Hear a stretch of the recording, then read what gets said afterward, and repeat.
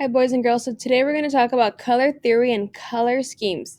So while I go through this presentation, be sure to also have your Art 1A Week 4 notes document open. That way you can take notes while you watch the video. So you're going to go ahead and take notes underneath the color theory and color scheme title. So underneath it, you're going to see a few vocabulary words. So as I go through the PowerPoint, you're going to see the definitions for these vocabulary words, and you're going to go ahead and take some notes on them. And if I give any examples or other details about any of these vocabulary words, you can go ahead and also include those on your notes. So we go ahead and click present. So we have color theory and color scheme. So we're going to talk about complementary colors. And complementary colors are colors that are opposite each other on the color wheel. So if you see here, we see red is opposite of green. Therefore, red and green are complementary colors. So we also have red, violet, and yellow, green. We have violet and yellow, red, orange, blue, green, blue and orange, and we also have violet and yellow. So complementary colors are basically, they're colors that complement each other. So as we see Christmas is always, when we think of Christmas, we think of red and green.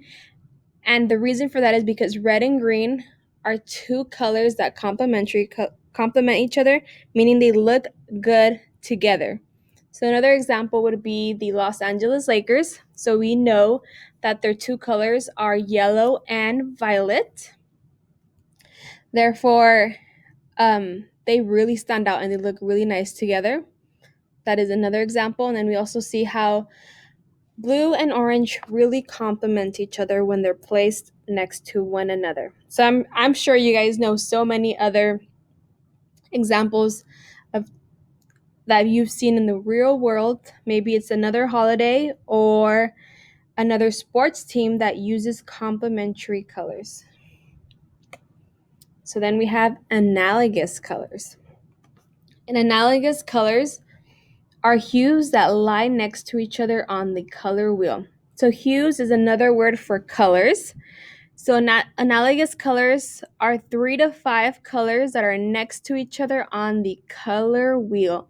So here we see a few examples. So we see green, green, and yellow are 3 colors that are next to each other on the color wheel. Therefore, they are analogous colors. So some other examples are blue, violet, violet, red, violet, and red. We have green, yellow, orange, yellow, and orange. So again, analogous colors are 3 colors that are right next to each other on the color wheel. So then we have monochromatic colors. So monochromatic colors are all the colors of a single hue. And remember, hue means color. So it's all the colors of a single color, because we see mono, which is the prefix, means one, and chromatic means color. So it's one color. Some examples of that are, we see red, and then we see all of the different shades and tints of red. So next week, what we're going to be doing is we're going to be learning about tints and shades. So a tint is, you have your original red color.